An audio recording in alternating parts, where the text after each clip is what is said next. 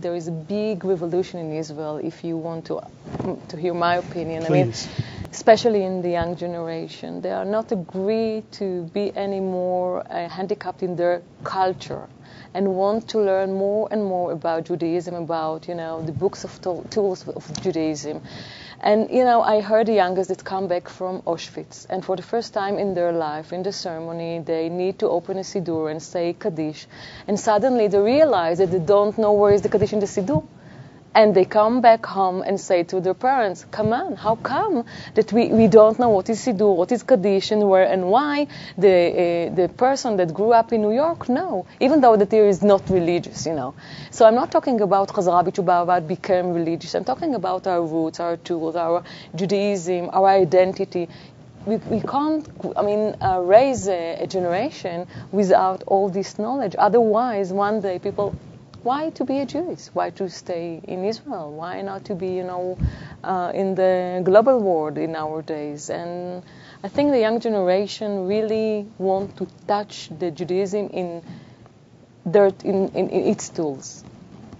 What was it? What was the incident that you experienced which made you say, wait a minute, I want to edit this extraordinary, loving book, a compilation of prayers which might touch the soul of women? Tell me the story. I found myself in Rome, in a big synagogue there close to the Tiber, the famous synagogue, when the Pope came to Rabbi Toaf and asked for forgiveness.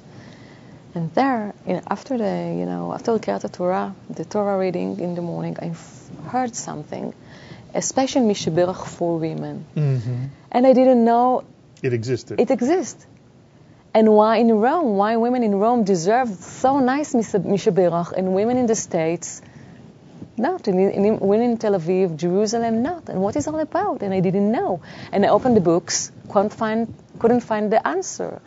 So I came back to Bar-Ilan University. I have a good friend of mine. He is actually the son of Rabbi Toaf, Professor Toaf.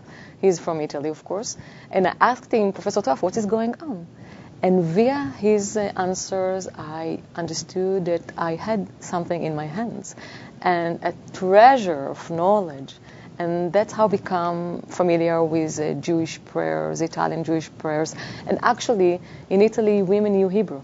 And the unique Siddurim, the amazing Siddurim that I found in the 15th century, 16th century, were written in Hebrew.